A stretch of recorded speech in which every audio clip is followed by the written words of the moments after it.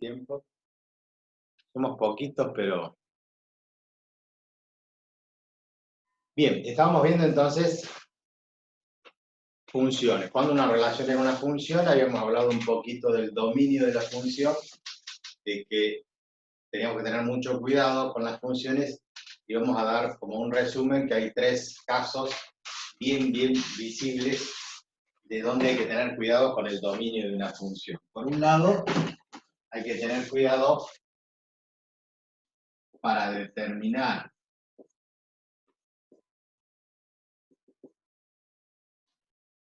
el dominio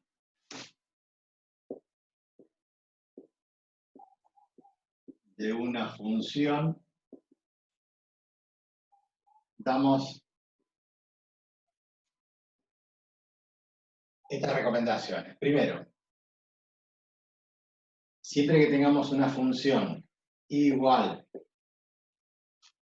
a 1 sobre f de x, no hace falta, acá puede ir cualquier función, pero lo que importa es que tengamos un denominador. En general hablamos de funciones racionales, aunque después vamos a hablar de la clasificación en general. En las funciones racionales aparece el denominador, y cuando aparece un denominador tenemos que cuidar que ese f de x sea como distinto de 0. Con esa condición planteamos como si fuera una igualdad y despejamos qué valores de x hacen 0 el denominador. Obviamente, si arriba tenemos otra función y las podemos separar como si fueran dos funciones, también para esos valores de x que hacen 0 el denominador, que no sean 0 también en el numerador, si no tendríamos 0 sobre 0, y eso va a ser un tema que vamos a charlar más adelante.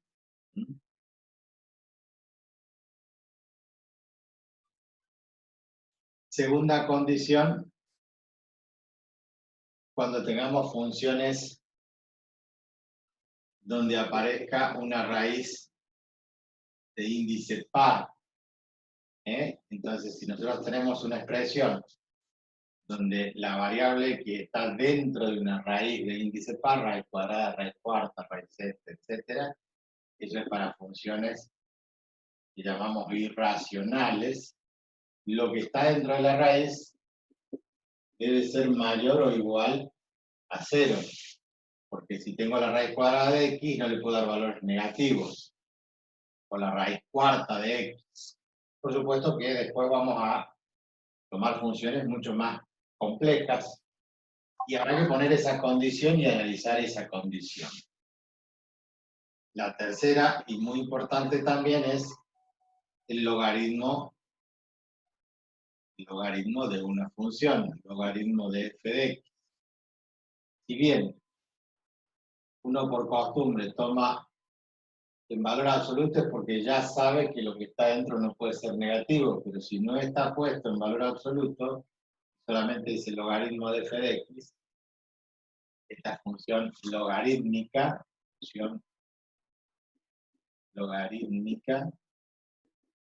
entonces el f de x, el argumento que tiene allí el logaritmo, tiene que ser mayor que 0. Tampoco puede valer 0.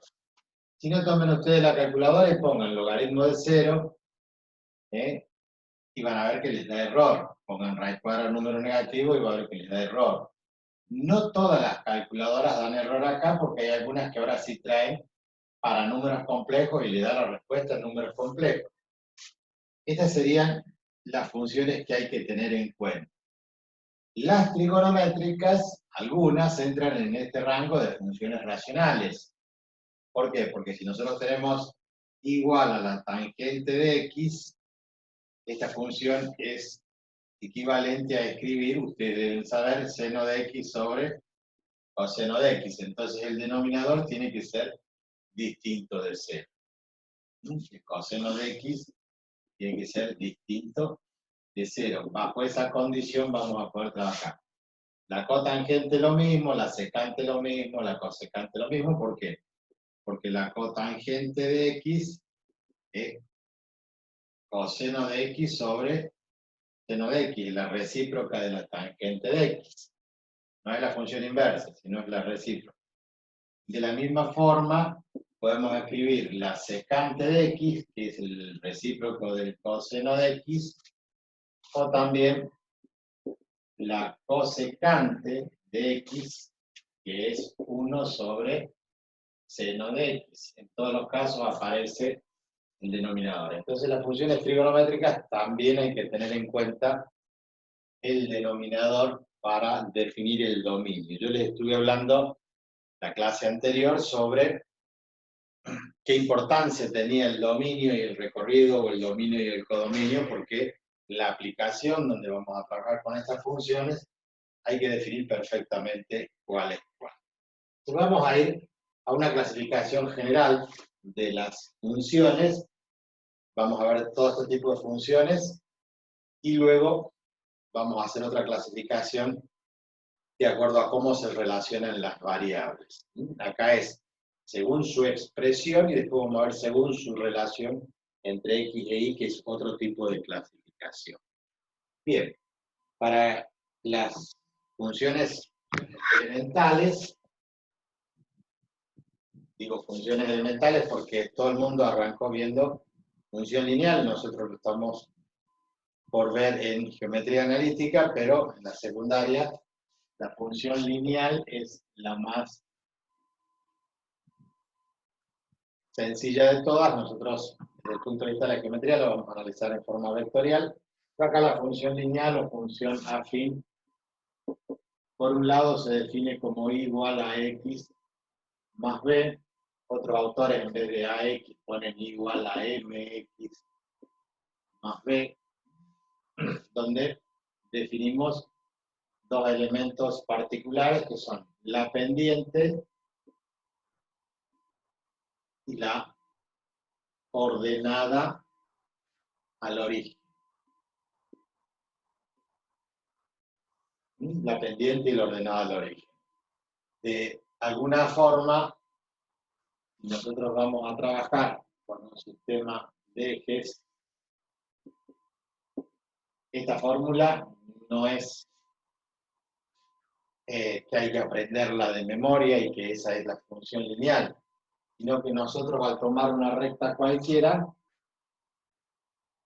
se ha definido como característica de esa recta la ordenada al origen. Entonces, a partir de allí, de ese punto B, cuando x toma el valor 0, esto se anula y me queda que y es igual a b. O sea que eso es fácil de interpretar.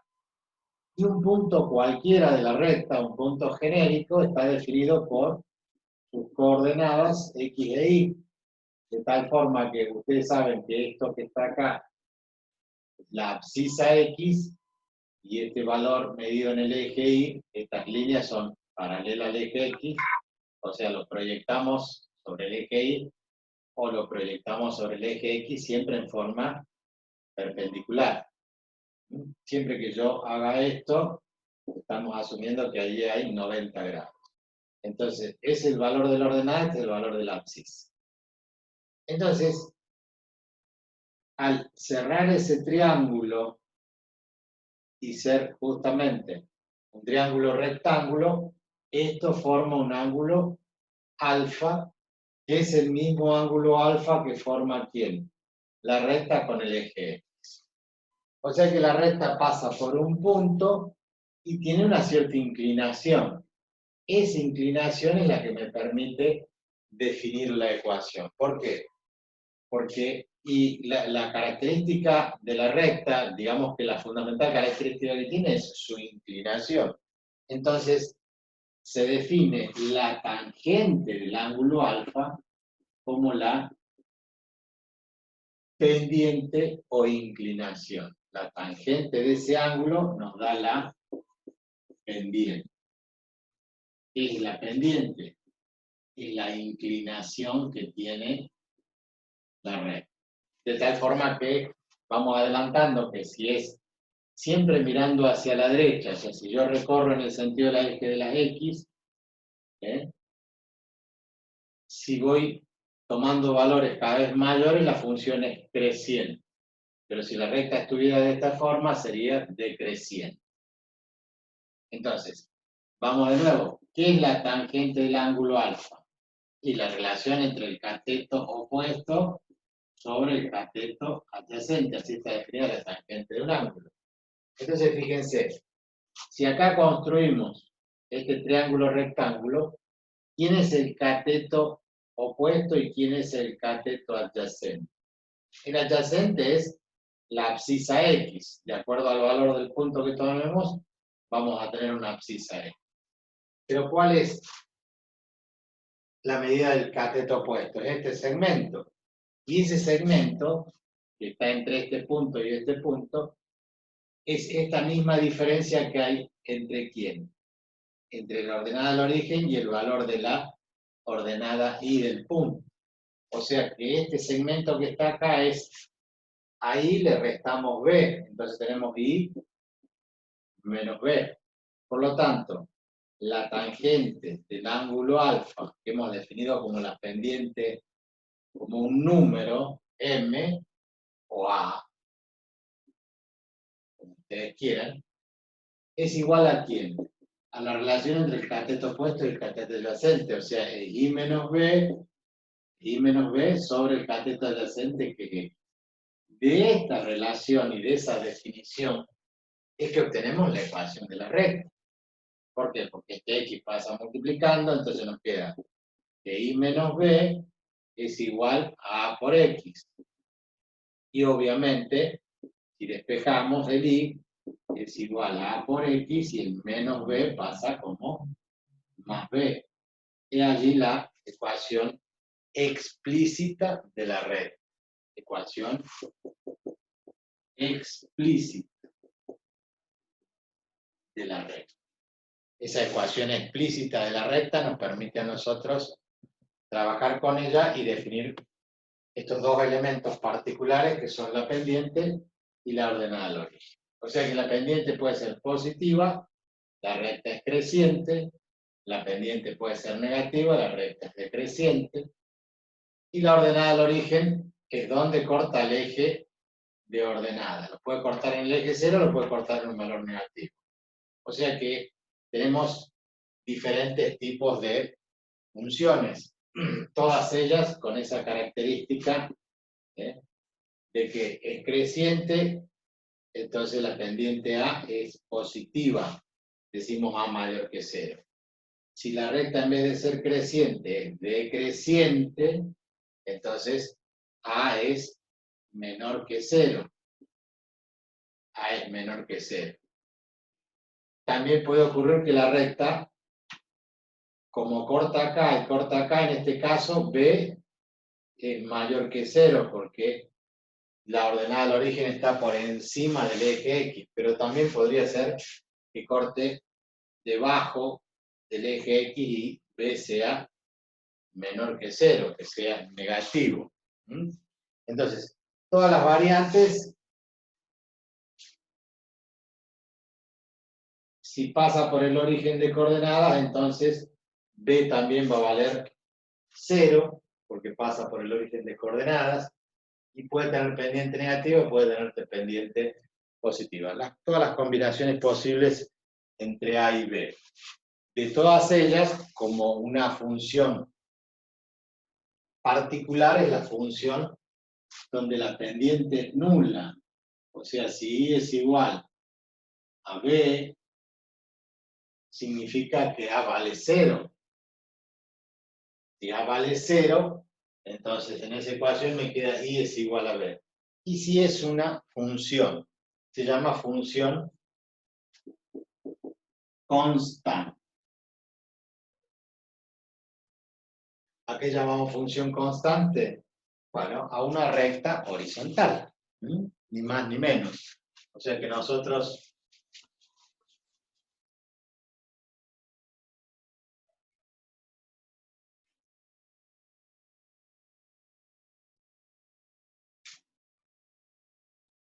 determinamos la función constante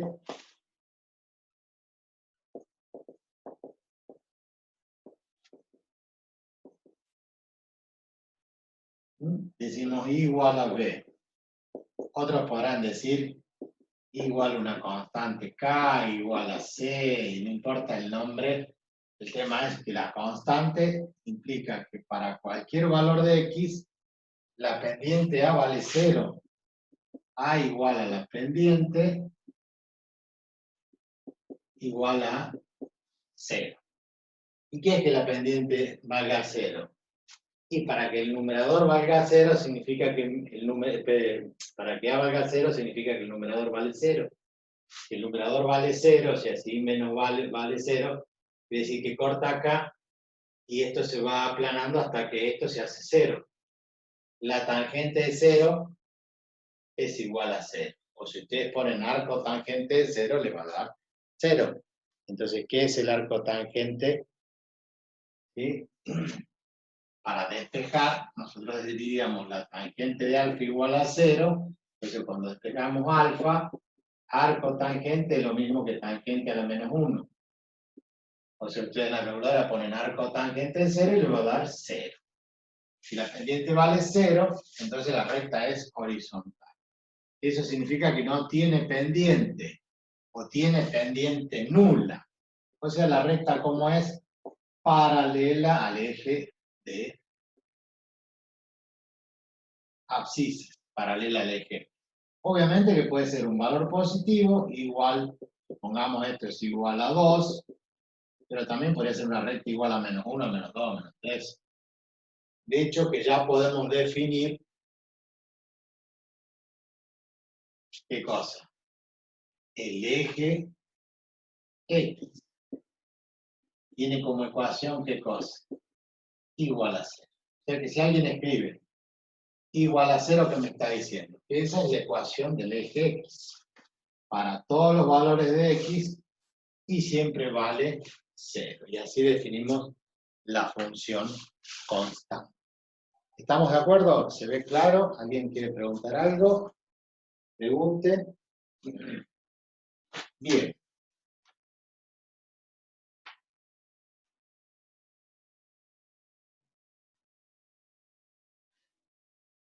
La función cuadrática es otra de las funciones que vamos a ver. Función cuadrática,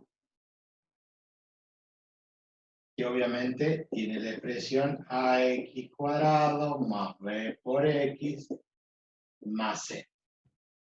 Entonces, nosotros conocemos que si esto está igualado a 0, aplicábamos la fórmula de Bhaskara y sacábamos menos b más menos r cuadrado de b cuadrado más 4c sobre 2a y sacamos las raíces de esa ecuación, como si fuera un polinomio y le sacamos las raíces. Pero ahora, tomado como función, esto genera una curva que llamamos parábola. Entonces, la ecuación cuadrática nos define una parábola. ¿Cuál es la elemental o la que vamos a estudiar primero? Igual a x al cuadrado. La función ustedes saben que la puedo expresar en forma coloquial, traducirla a una fórmula, a través de una cierta simbología, y después graficarla, o en gráfico de Venn, que no lo vamos a usar solamente para explicar, para interpretar, entender, y después lo transformamos, o lo buscamos siempre, lo representamos a través de nuestro sistema de ejes coordenados cartesianos. Entonces, la función igual a x al cuadrado, nosotros tendremos que hacer una tabla de valores, ustedes ya saben lo que es una tabla de valores, asignan valores a x y obtienen valores de y. Entonces, si x vale 0, y vale 0. Si x vale 1, 1 al cuadrado es 1. Pero si vale menos 1, elevado al cuadrado también da 1. O sea que si yo pongo más o menos 1, me va a dar 1. Si yo pongo más o menos 2, 2 al cuadrado es 4. Por lo tanto, menos 2 al cuadrado también es 4. Quiere decir que en mi escala, si por aquí está el 4, este es el 2, 2, 1, menos 1 y menos 2. Entonces, cuando x vale 0 y vale 0, cuando x vale 1 y vale 1, cuando x vale menos 1 también vale 1, cuando x vale 2 ahora toma el valor 4. Cuando x vale menos 2 también toma el valor 4. Entonces, esos puntos se unen con el cuidado de que acá no hay que trazar una recta de esta forma y después continuar esto así, porque no es esa la forma de la gráfica. ¿Cómo justificamos que esto no es lineal acá? Que es una curva. Y porque si nosotros tomásemos acá el valor medio entre 0 y 1, o sea, un medio positivo o negativo, elevado al cuadrado me va a dar un cuarto, ¿no es cierto? Porque 1 al cuadrado es 1 y 2 al cuadrado es 4. Por lo tanto, no toma la mitad, sino que toma la cuarta parte. O sea que está más abajo de lo que sería unir directamente el 0 con el 1 este. Entonces, no es por allí, sino que esto sigue la curva y tiene esta forma redondeada ahí abajo. No termina en punta. Eso sería la función cuadrática igual a x al cuadrado. ¿Qué era lo que llamábamos raíz cuando aplicamos la formulita de Bhaskara? ¿Dónde cortaba al eje de las x? ¿Y dónde lo corta? Lo corta en 0. Lo corta, en realidad está apoyada la parábola allí, entonces hay un solo punto donde la raíz es 0. Se dice que esa es una raíz doble. Bien, ¿qué otra característica tiene? Y que si empezamos a tomar valores mayores, acá en lo que es ax cuadrado, el a acá vale 1. Si yo pusiera 2x cuadrado, ¿qué es lo que ocurriría? ¿Qué pasaría con la función? ¿Alguien me puede decir?